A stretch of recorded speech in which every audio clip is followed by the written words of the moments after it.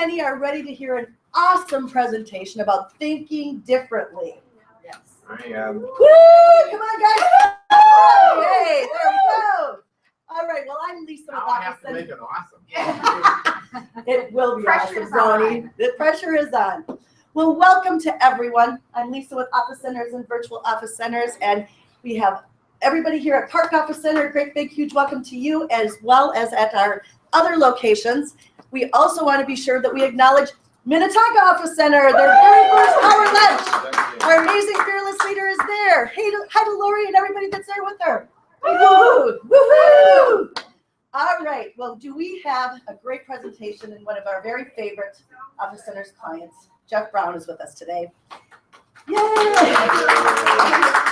Jeff is an amazing guy. He's a recognized motivational speaker focused on thinking differently and starting with why.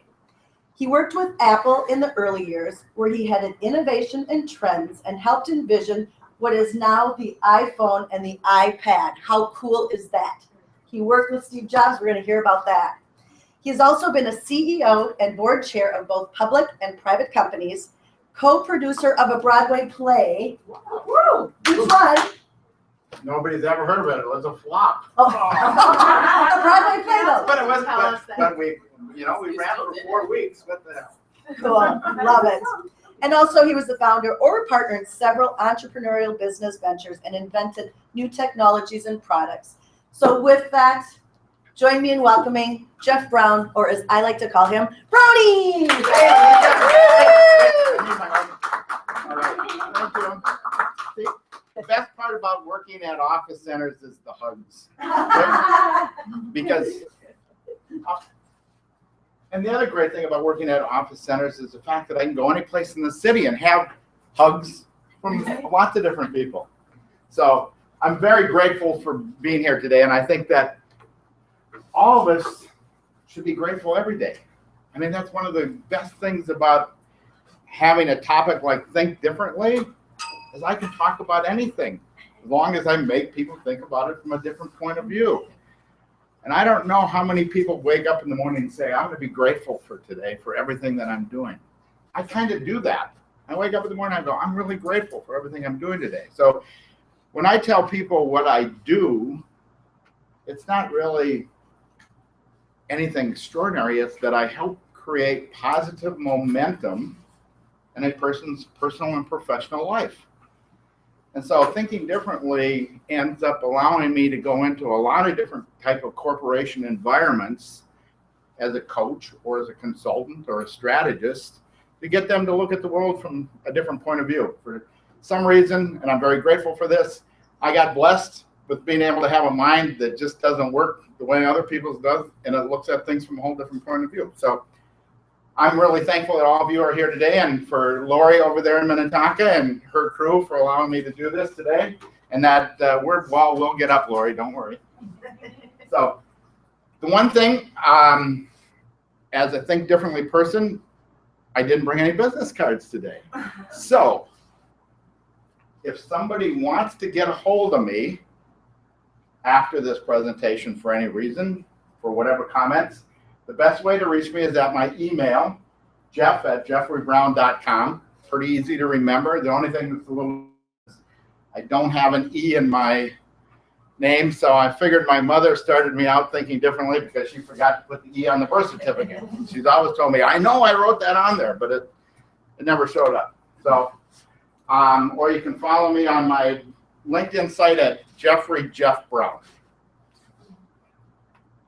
So, talking about virtual office centers, I've been fortunate enough to work with Lori, who owns these great places, and I've met a lot of great people over the last year and a half since I've actually been resident at virtual office centers. Although I'm not virtual, I'm real. I have a real office, and I've moved recently from the park to Edina, and I will tell you that no matter which one of the office centers you go to, the people on the staff are great, because they're always there to help you. They're always there to help you find what you need or introduce you to somebody else and make a connection. So part of what I'm going to talk about today with this particular Think Differently conversation is the fact that we all have to look at how we connect with people in a real genuine way. We all have an opportunity to meet new people every day, especially in locations like this. So how do we differentiate ourselves? How do we present ourselves different than somebody else so that people will remember who you are and what you may be able to do to help them? So we're going to look at the world as it is today. How many people can relate to that picture? Is there something in that picture that you can relate to? Anxiety, tension, disconnection. You know, Lisa talked about the fact that I was involved in helping with identifying the opportunity for an iPhone type product back in the 80s when I worked at Apple. And I'll talk about that a little bit more, but I never realized when we were working on that project that someday it would totally disconnect the world.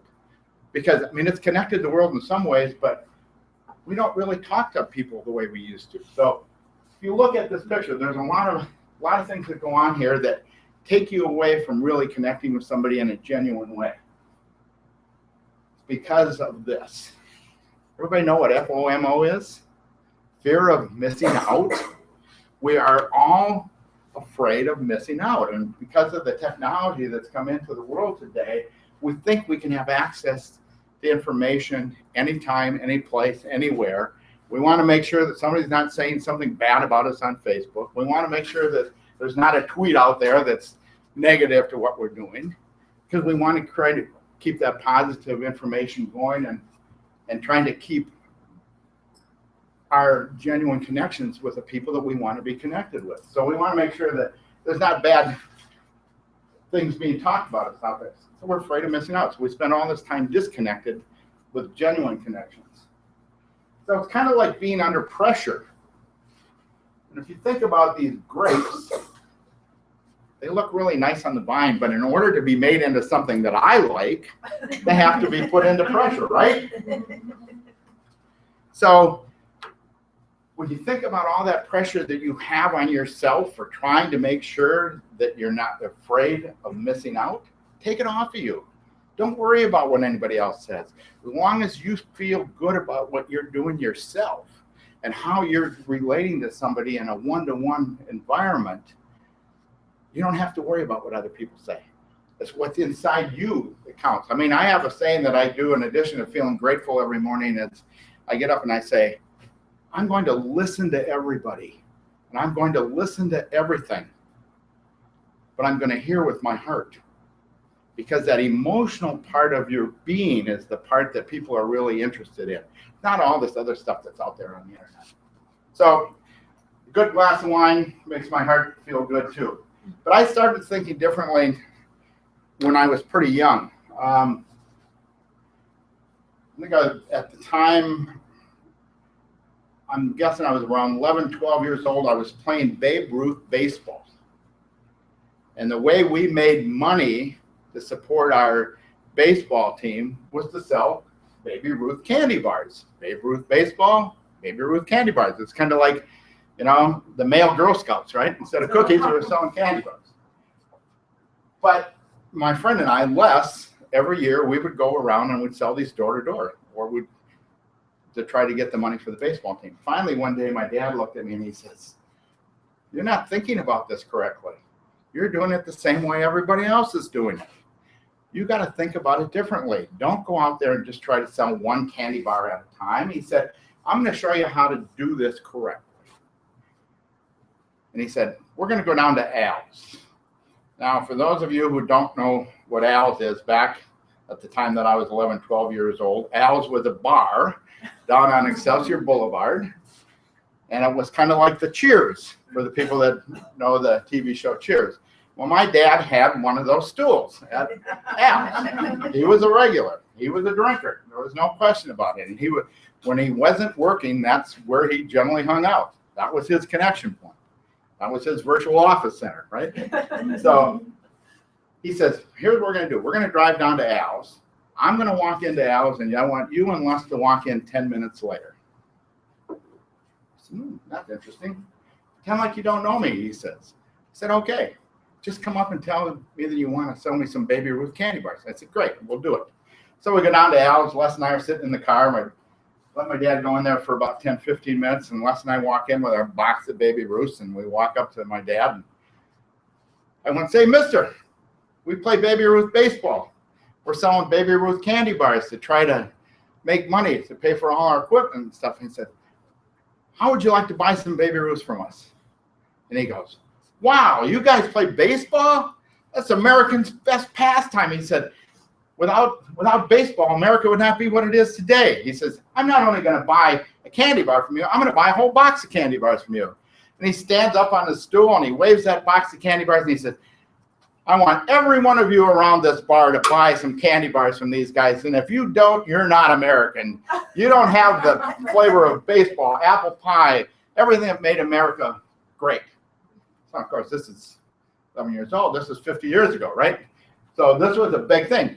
We literally sold out all our Baby Ruth candy bars at that bar that day. So from that point on, wherever we needed to make money for the baseball team, we went to a bunch of different bars and we got people to do this, and it actually worked. So that was the start of my thinking differently. Now, most of you are out there already back to your feeling about missing out. So I want you to read this riddle and see if you can answer it. If you think you've got the answer, raise your hand. And for those of you that are in the other offices around the city, I can't see you raise your hand, but at this point here in St. Louis Park, nobody's raising their hand yet. So I'm going to give you a little clue. When this riddle is given to Harvard MBA students, 78% of them can never answer it. When it's given to kindergartners, they answer it in less than 30 seconds. So think about it again. Still no hands up. That's what you did. That's In all what you did. fairness, I NBC. can't read it because I can't see very far. So in all fairness, no, I just can't see. Anyway, the next clue is read the last line. And the answer would be no. You got it. No. The answer is no. There's nothing in that riddle that makes sense, is there? I can't find out. I can't figure it out. But it's interesting. When you give it to a Harvard MBA student, they've been trained that they have to be an answer for everything. So they think about it over and over and over again, and they try to figure it out. And they go through it for days trying to figure it out. But there is no answer to it. You give it to a kindergartner, and they immediately realize there's no answer to that. I can't answer that. It's way beyond me. So the point of this is forget about all that trying to feel left out, missing out on something, and go back to your emotional being. Go back to being a kid. When we were kids, we looked at everything from a different point of view. We were ready to put one step in front of the other and try out anything that happened. And if it didn't work, we just got up and tried it again. There was no fear there. By the time we get to be adults, we try to overthink things too much. So part of the philosophy that I have in helping coaching the clients that I work with is getting them to go back to thinking more like a kid.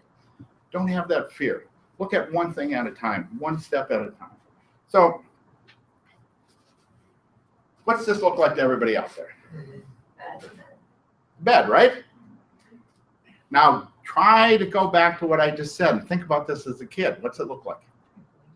Trampoline. Exactly. So again, just get out of this reference of where you normally are at this time of the day and start thinking about things from a different point of view. This is a project I had. I used to have a marketing company. We were based in San Francisco. This was after I had been at Apple. And back, a lot of people think this is from this last year because they've had a big drought in California the last couple of years. But this was actually back in 1994-95 time frame, and they had a huge drought in California at that time as well. So one of the companies that we were doing work for was a big beer company, and they wanted to try to figure out how could we capitalize on the drought in California to sell more beer. So this was our campaign. And this billboard and static cling sign that went into all the liquor stores and the restaurants and the grocery stores around California made Budweiser sales increase almost 18%. Just this one thinking about it a little bit differently. Simple words, conserve water. The picture makes you want to drink the beer. I mean, you don't need to have a lot of words all the time to get your point across. Go back to thinking like a kid. Forget about what other people are thinking about you. Come up with a simple saying, and that will differentiate yourself. Kind of what I started this whole thing out with. So the point is that if you want to differentiate yourself best, do it by creating something that creates an emotional connection to the people that you are trying to talk to, the people that you're working with or leading, or to the clients you're trying to attract. Because emotion will allow that connection to last longer and get you connected faster than anything else. So this I learned when I worked at Apple. And I'll get into that in a little bit, but emotion trumps logic all the time. People will say, it's kind of like that riddle that we started out with a little bit ago. The logic says we should solve this. Emotion says, I don't know the answer. There is no answer.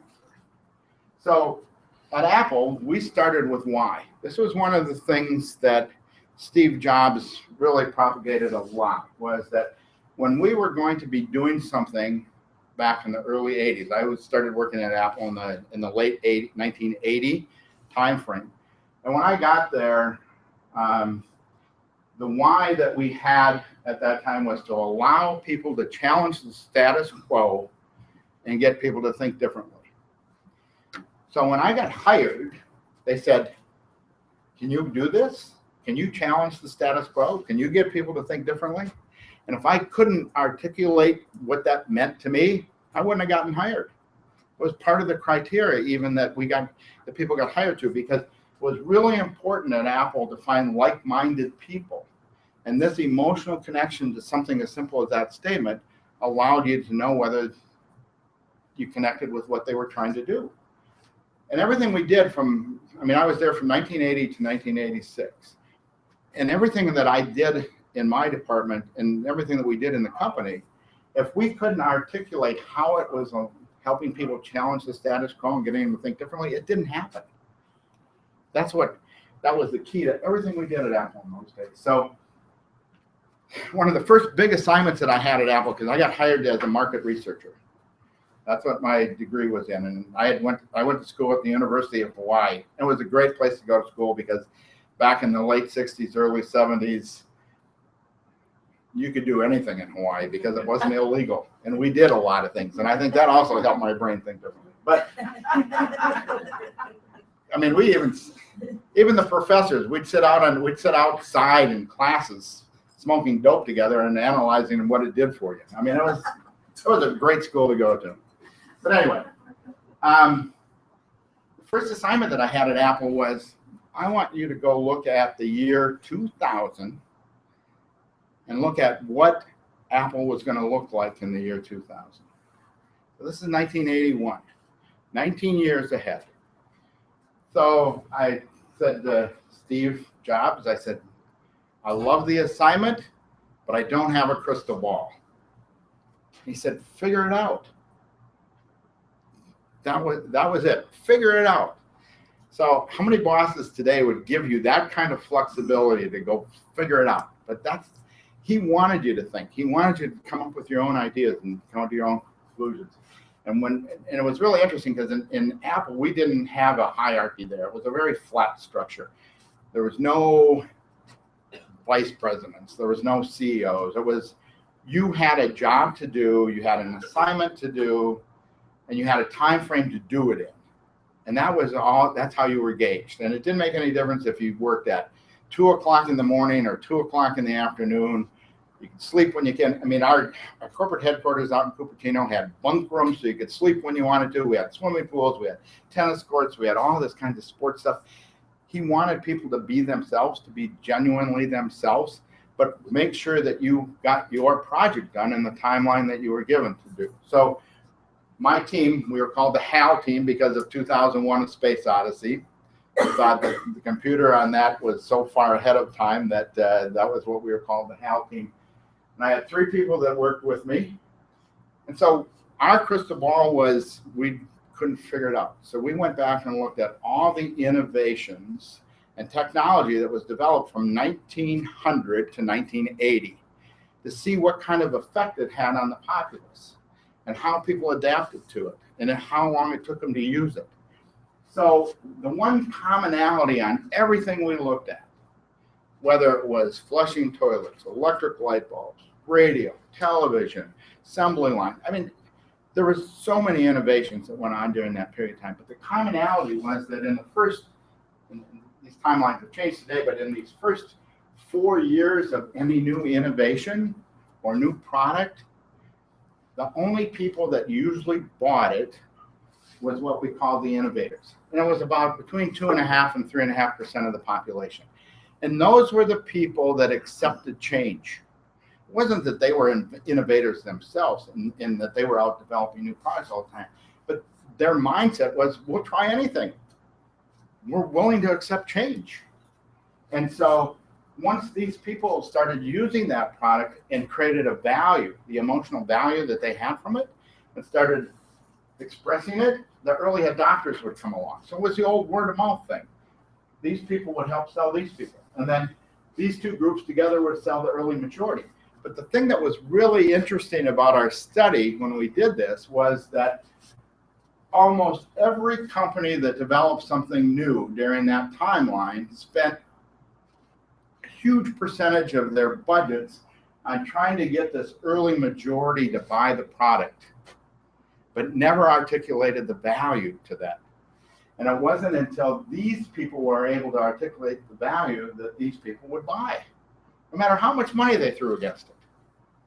So if you think about this, Apple Computer has never spent money on advertising until recently. 2 exceptions. 1984, they ran 1 ad during the Super Bowl.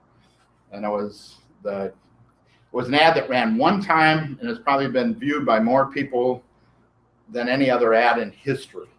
But it only ran 1 time, and it was an ad about George Orwell's 1984, that the Mac will change the world like you've never seen before. And that ad, the board would not allow Apple to run it, the board of directors.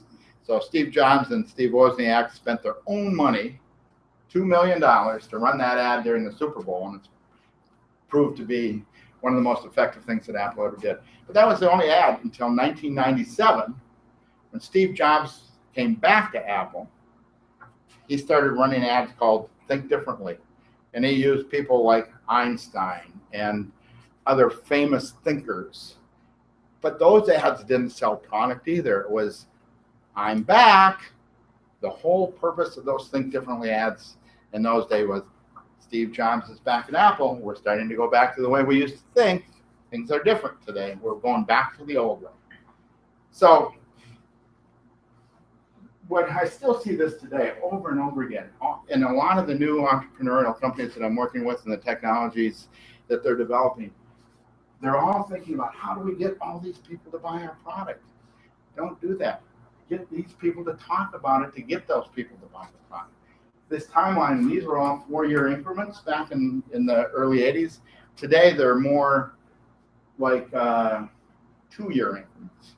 Technology hasn't collapsed it that much, but it's still quite a bit faster, just because we have a better way to communicate things. So when I talk about Apple, a lot of people always want to know what Steve Jobs is really like. He was probably one of the most human people I've ever met, and one of the most emotional people I ever met. The only time that he ever got mad at you is if you couldn't work around getting people to change the status quo and think differently. So some of the secrets that Steve Jobs had is that people need more than just a new product.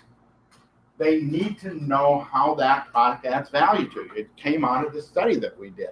If you can articulate the value proposition, the emotional connection, you will get people to buy your product and interact with your service or whatever you're trying to promote much more readily and much faster and more sustainable. This was my favorite Steve Jobs statement. Experts are clueless. And if you tried to talk about what an expert would do, that's when you got the wrath of Jobs. You hear a lot of these stories about Jobs getting down on people. That's because they'd say, well, that's the way they used to do it. That's what the experts told us to do. The reality is we were creating the future in those days. Just like companies today, as you're developing new products, you're creating the future. That hasn't happened yet. How can you have an expert on something that hasn't happened yet?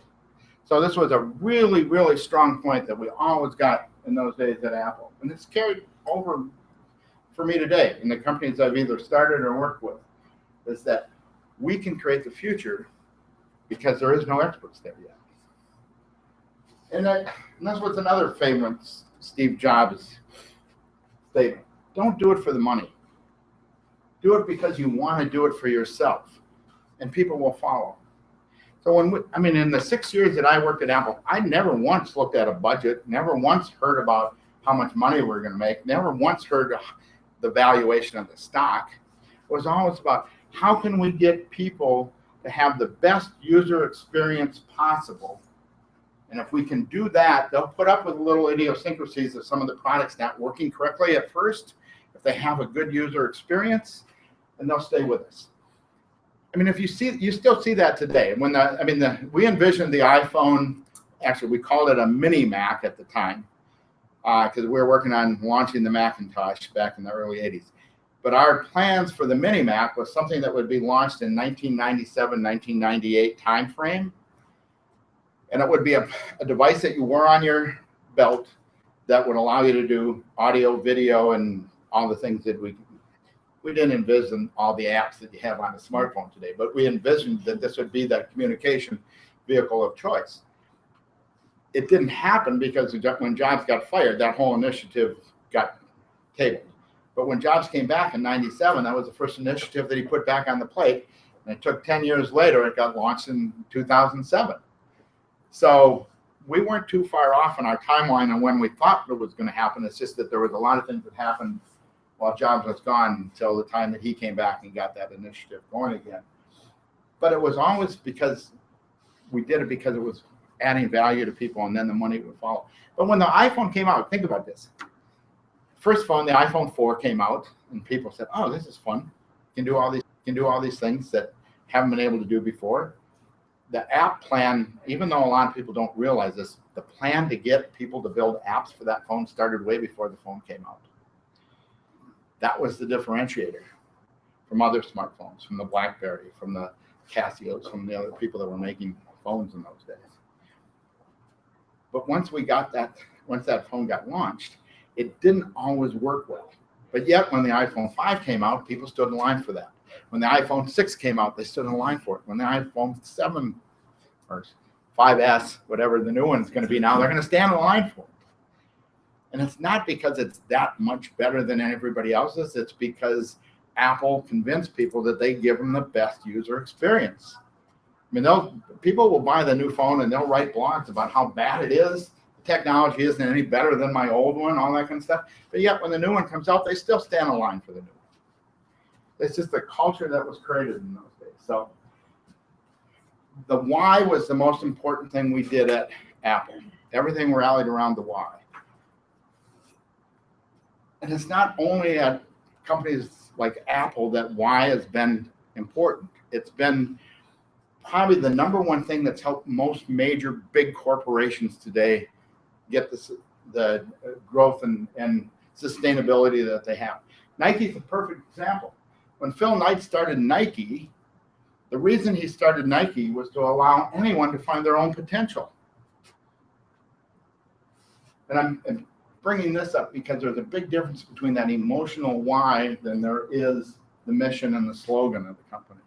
So he wanted everybody to find their own potential. And it wasn't that he wanted to necessarily become the biggest seller of tennis shoes or shoes, athletic shoes. It's just in those days when Nike started, all there was tennis shoes. And they were all the same. They were all basically flat bottom. So he found an opportunity to allow people to find their own athletic potential by creating different kinds of shoes for the different kinds of sports. And now they're the biggest sporting goods company in the world. But their mission was to bring inspiration to everybody that had a body, because anybody who has a body is an athlete, right? Doesn't make any difference if you're the gold medal winner at the Olympics or if you're the person that just walks around the lake down here at Lake Calhoun. It's that athletic potential that you find in yourself. He went back to the self, to your own differentiator, your own emotional connection with yourself. That's the most important.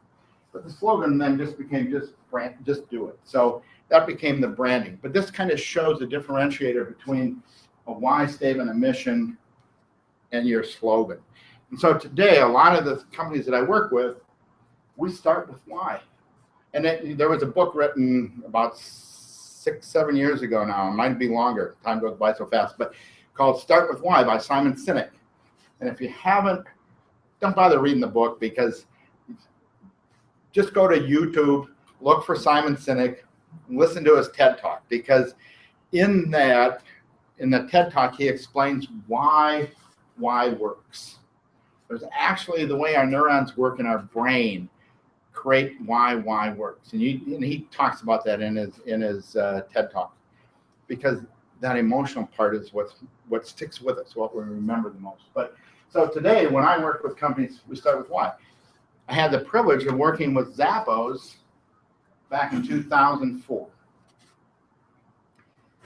How many people have bought shoes from Zappos? Why would people buy shoes on the internet they've never tried on? I don't get it. But Because it's free to ship. because you can send it back and forth, right? But why is because they have the best customer service in the world. You can wear them for a year, and if they don't work anymore, send them back. They'll take them back. Heck, they'll even order pizza for you when you're on the phone talking to the customer service people if you want them to. But that didn't just happen overnight. That happened because Zappos almost went out of business 3 times between 1998 and 2004. The original founder of the company came from Nordstrom's up in Seattle, and he said Nordstrom's at that time was known for their customer service, especially in the shoe department for women. And that's where he worked. And he says, I can do this over the internet. He raised money, started Zappos, almost failed. Raised some more money, didn't work. Finally, Tony Hsieh was the last investor, and he said, I think we can make this work. And at that time, Zappos was in San Francisco, and he said, I remember talking to Tony, he says, we can't do it the way we've always done it. If I'm going to invest in this thing, we got to change it. He said, I believe there's an opportunity here. So the cool thing about it is he left San Francisco, went down and got an old warehouse just outside of downtown Las Vegas, which was the slums of Las Vegas at the time. So basically the city gave him this warehouse for almost nothing. He said, we're moving all our operations down here. And he said, what we're going to do is we're going to create our why. And their why was we're going to create the happiest customers in the world. That's why we're in business, not to sell shoes. We're in business to create the happiest customers in the world. When we did that, it started a whole methodology of how we strategize what the company had to look like, what the culture had to be, how they operated.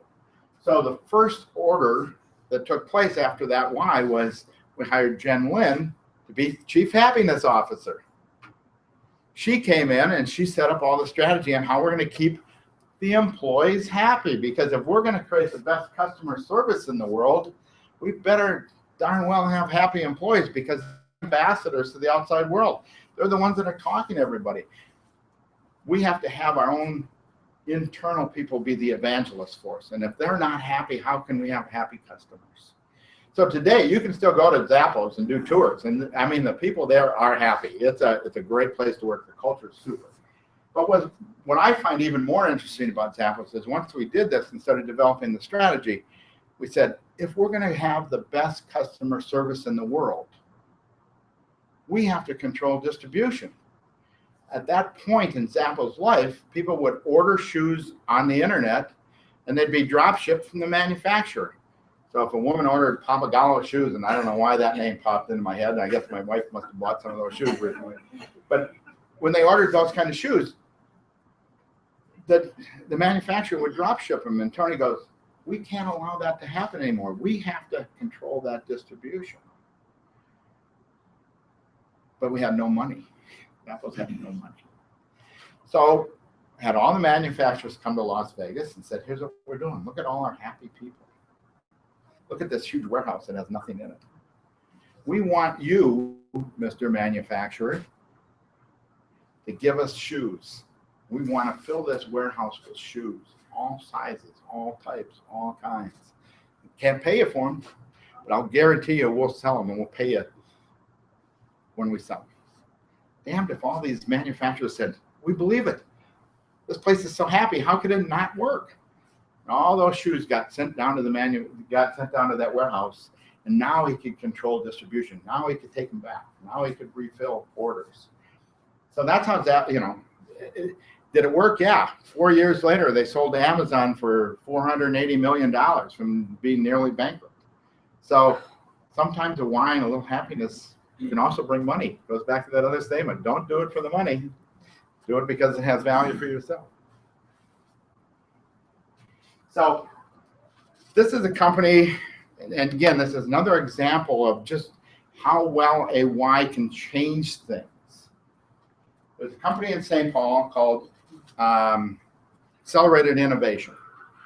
Group of engineers, software engineers that built a product about 8 years ago now, 2008, because it was the year after the iPhone came out. And they built software that allowed you to manage the environment of your home from your iPhone or from a smartphone. Control your thermostat, control your electricity, control that stuff. They couldn't find a buyer to buy that software for anything. And they were struggling, and they had run through most of their investment capital that they had gotten. So Mark Brown, who's no relation, just a friend at the time, said, Jeff, he says, you always think about things differently. So we went over there and we did a facilitation session with the 28 engineers that had developed the software. And from that, we developed the why statement for them. And this is what they came up with as engineers. We build bridges between systems and love. That's why they were in business, not to create a software that will control your electricity and your heat and everything else, but they build bridges between systems and love. So a couple months later, Mark Brown was presenting at a big energy conference out in Las Vegas, and he started out his presentation in front of a couple thousand people that were out in the audience this way. He says, I'm Mark Brown. I build bridges between systems and love. Really love. Anticipating that the audience is going to go, what's this mean? Yeah, really love. Why? Because this is my family. I love my kids. I love my wife. I love everything about them. That's why I have this business. The employees that work for me love their wife. They love their kids. They love their family. That's why they work for me. We have this commonality that we all love our families. We want to do the best we can for them. So we built this app that allows us to control the environment that our families live in so that we know that they're always safe, that they have the right heat, they have the right electricity, they have the right energy in that home. So what do you need in the world? There's the answer, right? Love, everything else. So if you people out there in that audience believe in the love that we want for our families, and you want to do the same thing for your families, talk to me after this presentation. For the next 2 hours, Mark stood in line talking to people, getting names, and they ended up licensing that technology to people like Xcel Energy, the big energy companies out on the West Coast, and everything. And so now it's prolific. You see it everywhere. I mean, we control our environments from our phones. But it started with love. So the why worked. So let's look at where we are going today and why the why is even more important today. And when we started out in that very first picture earlier, where we all had these people that were biting their teeth or biting their fingers or talking on the phone or all that kind of stuff, had all this anxiety. The world is changing today because we can communicate so much faster, and we even have to differentiate ourselves more. So we have to start looking at how we can get that emotional connection into our messaging and our communications, how we can get to that genuine connection that we used to have as people back into our brands and our companies.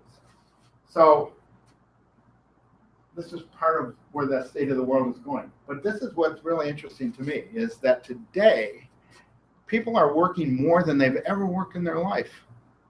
Yet we all don't want to work. We all want to have that purpose. We all want to have that own freedom to work when we want to and when we don't want to. Yet statistics are showing that workers in America today work 164 more hours longer a year than they did 20 years ago. That's a lot. Statistics also show that 80% of people are dissatisfied with their jobs, but they go there anyway. So productivity levels are just falling. But that's why we have to work more hours, because productivity is so bad, right? But if we can find a way to start getting connected again, emotionally connected, not only inside our organization, but with the people we're trying to sell to, I think we can turn these around. So these are the kinds of things that people are looking for today in their jobs, that they're trying to look for in the products they're buying. They're looking for lifestyle, they're looking for priorities and family, how they can work with their families and how they can spend more time there. Trust is the biggest key. A lot of companies have lost trust with their customers. You don't trust them anymore. If we can get back to that emotional, real life connection, we can do that. And then that trust will create that honesty, that value that people are looking to spend money for. So let's reverse where things are going today and get back to the, and this goes across generations. I mean, I do a lot of work personally with companies that are trying to figure out how can me, Mr. White-haired guy, Mr. CEO, talk to all these millennials that work for me, or even the people that are now younger than the millennials. They don't think the way I do. They don't communicate the way I do. The reality is they really do if you look at their heart, and if you look at that genuine connection of how people talk. I mean, if I sit here and say, Kristen, you've got a problem. You'd like to fix it. I can help you fix it. And you go, good, I'll tell you what my problem is. Let's work on this together. How easy is that to talk to people? But everybody's always out here trying to figure it out from some high level. They don't get back to the meat of things. And if we can turn this around, that communication gap goes away. It's just simple conversation. So, and I'm expressing this because I'm even more worried about what's going to happen in the next generation. Most people believe that millennials are the biggest generation on earth today. They're not. It's the new generation. It's the Generation Z. 25.9%, almost 26% of the population today is 20 years or younger. Think about that, 20 years or younger. These kids at 20 years old have never read a book the way we've read a book. They've learned in school on electronic devices. They learn everything today on those phones. They get instant messaging. I mean, even things that we know about, like Facebook and Twitter and all that, passé to them. It's Snapchat, and it's da-da-da, and tomorrow it's going to be something else. It's always something new. I mean, really interesting story is I have one of my clients that I work with has a 2-year-old daughter and a 5-year-old daughter. So I was over working with Jen a couple of weeks ago, and she was telling me a story while we were having lunch, and she said, trying to remember if the older one is Harper. I think Harper is the younger one, the 2-year-old. So she goes, Harper, the other day when I went into her bedroom to put clothes that I had washed back into her dresser, I pulled out the dresser drawer, and inside the top drawer was a bottle of Nutella or a jar of Nutella and a knife. Now, obviously, Harper loves Nutella, right? Personally, I don't like it. I still want my peanut butter. But what's really amazing about that is she pulls out the jar of Nutella and turns around, and Harper's sitting on the bed. Remember, just over 2 years old. And Harper goes, wow, this is a real awkward situation. I mean, Jen tells me this, and I go, 2 years old, awkward situation? Heck, I'm 67 years old. I don't know if I can say awkward situation. I mean, it doesn't make sense that they're learning this young. But then you think about it, her older sister is 5 years old, and they play together on the computers, on their iPads, on their notebooks, and they're learning so fast today that the way we really have to get back to that genuine emotional connection to these young people, and we won't have these disparities between generations. I mean, heck, when I remember I was a hippie flower child back in the days, I thought I was the millennial. Nobody would understood what I wanted to. But as you get older, you start having conversations, you realize that our generations before mine, the generations between mine and the Z's and the millennials, we're all the same. We're all people. We want that human connection. So it's all about accepting change. It's all about how we handle change. It's the change element that makes things happen the most. So everybody's rethinking values today. To me, that's a huge opportunity for business to rethink how they're talking to people, how they're talking about their service, how they're talking about their product, how they're connecting even with the people that work for them. So if you think about personal, professional, and brand changes, this is a huge opportunity for us to make changes in the world that we really want, to create purpose in our businesses, to have that purpose-based life that we want. So the things, people say, what do you do, Brownie? Lisa's always asking me, what do you do, Brownie? You're walking around the offices all the time. You always got people in here, but I really don't know what you do. So what I do is I help people with their why. I help people create their why. I help people build a strategy around that, a culture around that in their businesses. I'm a real change agent. If I don't have change in my life every day, I get bored. I love change. It's just part of what it makes me tick.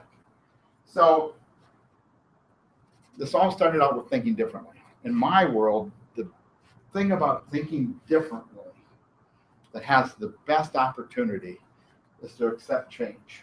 Don't fight change, embrace it. Turn it into an opportunity, turn it into a positive, turn it into a new way to do business. Because if you think about that, without change, we would never have butterflies.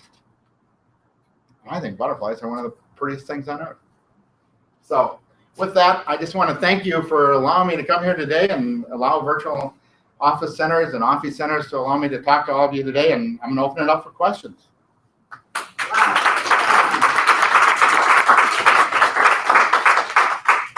In the movie, Steve Jobs with, what's his name, the newest one that was just Oscar nominated, how realistic was that, or have you seen it? That's a hard one for me to answer because I've been asked it before, because I really didn't know. I didn't know him on outside of the office, right? Inside the office, that person that was depicted in the way he dealt with his family and daughter and all those kinds of things, I can't speak to that. It surprises me a little bit, and it may be true, I don't know, but I know inside the office, inside the confines of Apple, the guy was incredibly smart and brilliant and loved working with people. He just didn't like people that didn't believe in what we were trying to do as a company. So I really don't know the answer to that. A lot of the other movies I think have been in the book, I think is a little bit dramatized to sell books, to sell the movie, those kinds of things. But as a person, if you were genuinely connect with him, if you would just talk to him like we're talking now, that was great. So, any other questions? Okay. And then, Robbie, can you repeat the questions? Yes. Please. Thank you. Thank you. The question that Kristen asked me was what I thought about the movie, the most current movie about Steve Jobs. And I already answered it, so now we'll go on to the next one. Actually, I was kind of going to go off that. I think that is pretty dominant in almost any manager boss that you have. If you are similar to that person, you're going to probably be thought of as the favorite. You're going to really like that person. Whereas if you're very different, you may think that person's a hard ass and not worth working for. So I think a lot of it's just a personality thing that he's going to fit well with some people, just like we all do. We all fit well with some and don't fit so well with others. So I've been on both sides of the fence. So Yeah, no, the comment was that we tend to like and do things with people that we're like-minded with. And that's the whole point of this conversation today is if you start with why, if you start with a genuine connection and communications with people, you'll weed out the people that don't have the same values as you very quickly. I mean, we had a little conversation in here before this presentation started today about in my life now, I can actually tell people I don't want to work for them anymore. Or I can tell clients that I might start working with them and I'll say, look, you don't have the same values I do. It doesn't make sense for us to work together anymore. And I find that if we do that and we're honest with each other, they are better off and I'm better off. And it's part of that honesty. Yes.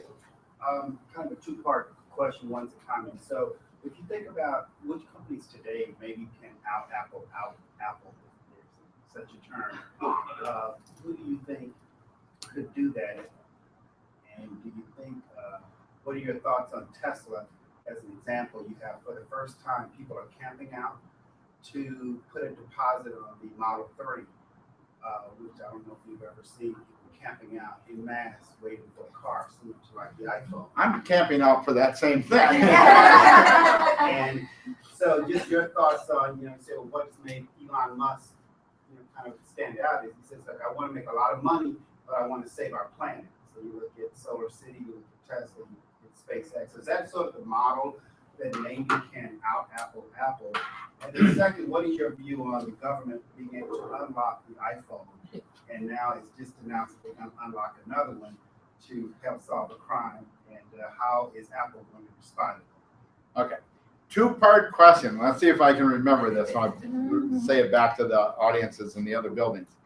First question was, who's going to out-Apple Apple? Basically, who's the next innovation company that's going to rise to the size that Apple has? And the second part of the question is, what do I think about the government wanting to unlock the Apple iPhone to get information off of it? So I'll answer the first one first. I'm not as involved in a lot of the growth of some of the new tech companies as I used to be. I have a tendency to not travel as much. But I can say this, over the last year and a half, I've probably spent a lot of time at Google. They are a client. They're probably the company that's going to out-Apple Apple because they have the culture that allows people to think differently. They have the culture that allows people to accept change, to try to create new change. And they're not afraid of those people going out and spending money to try something to make sure it works. I mean, it wasn't up here, but my business model is idea. If it works, dollar signs. If it doesn't work, new idea. And that's kind of the way Google thinks about things. I have a few people that I know that work at Samsung that say that they're similar, although I don't know that. I think Tesla is a good example of a company that's trying to build something that's of value for the population, but still make money. Because even when I talked about earlier about the fact that do it for what your heart tells you to do, and the money will come, you still need the money in order to make the idea grow. I mean, I'm not saying don't do it for no money, but that doesn't necessarily have to be the lead. So I think Tesla is on to something. I know they've got some new projects that they're working on with Panasonic and the collaborative way of building new storage batteries that will allow their vehicles to start traveling in excess of 1,000 to 2,000 miles without a charge. That's going to make a huge difference. As far as the politics of the government wanting to unlock phones, I don't talk politics, so I'm not going to answer that. There's a question from another one of the centers. Do you have a step system to creating a why? Do I have a set system for creating Step one to create the why? I do. I actually have a facilitation that I do for people to help create the why. And it's variant depending on the type of company. Service companies are a little bit different than product companies. I mean, you know, I did a why session for General Mills a few years ago because they were introducing a new product, and that had to be totally different than a service company. So, yes, I do. And that, you know, and if you want to know more about that, just feel free to reach out to me. Yeah. Talking about that, not only from a service sector to a manufacturing sector, but also in a human approach. Yeah. Is going to be different to discover your personal why. Yes, exactly. So the comment that we just had was that the type of company you are, from a manufacturer to a service to what you're trying to provide, your own personal emotional value in those companies and what you're giving to the market is different. So the why will probably be different, which is true. I mean, there's a company I'm working with right now called Global Cash Fund. That's why I'm officing here. They're paying for the offices. Our why is that we're sending family connection across borders, because it's a product that allows people to send money from one country to another at very, very low fees. And right now, there's nobody else in the world that can do that. And but we don't talk about saving money. We talk about the fact that we're extending family value across borders. But yeah. So some of my thoughts, and so would you tell me whether you concur? So in the few times you talked about accepting change. So would you agree that when you're the driver of change, change can be less scary when you're willing to be the driver of change, rather than the bystander of change and, okay, I guess I got to go along with that. And we've seen that in so many startups that say, I'm going to take an industry that's been doing it like this forever, and I'm willing to be disruptive and change that. So then it just becomes a question of risk versus reward. Am I willing to risk being the change agent in order to get the bigger rewards in the end, because I was willing to disrupt it or do it differently than the way it's been done? Would you agree that it's better to be a change agent than a casual acceptor? The question is it better to be a change agent that wants to disrupt the market, or be the driver of change in creating a new market? I like them both. And I think it depends on the organization. And it becomes how you develop the culture inside that organization on which one you are. If you're the driver, or if you're the agent that's going out there that has a better idea of disrupting an existing market. You just still need the same like-minded people. That's the real core. If you get the key management to be like-minded in the same goals, you're going to achieve it much faster. So, Wow, and I know I have no more time. Lots of questions, so everybody can talk to Brownie after too. We have one more though. Lori had said, do we have a surprise for everybody at Minnetonka that we collaborated with you on? Yes, you do, but I can't talk about it. Lori has to talk about it. Okay, well, there's a big surprise to come at Minnetonka. And Brownie, thank you. Wasn't this great, you guys? Everybody's saying it from around the other side. We really appreciate your time. She wanted me to make sure we told you how thankful we were. Thank you. And I'm grateful too, just like the very first. Let's see if I can go back to that very first slide. I don't know if I can. You have to go. So everybody, thank you so much for joining us. Next month on the 28th at noon, we're going to have Jennifer Collins, one of our Virtual Office Centers clients. She is the author of The Drama-Free Way, is going to be presenting. And her topic is going to be the neuroscience of success and self-optimization. So how to work with your brain to get the best out of yourself and your life. Sounds pretty cool, huh? I like it. And please come see Minnetonka. Come see France. Lori has just done such big things, you guys. She is our amazing fearless leader. She embraces change. She goes for it. And believe me, nothing has gotten in the way of this one. Minnetonka is awesome. We've collaborated with you and so many others. One of our fun stories next in our newsletter next month is going to be how all of the people that helped us are our clients, valued clients on our project. So thanks for being here. Obviously, we have our grand opening at Minnetonka on the 14th of April from 5 to 8. It's Blues, Brews, and Barbecues. And we will also be celebrating Lori's big birthday. So everybody be there. We have lots registered, but it's going to be a big party. We like to have fun here, right? Woo! All right, thanks. Thanks, everybody. Thank you, Lisa. Good, thank you.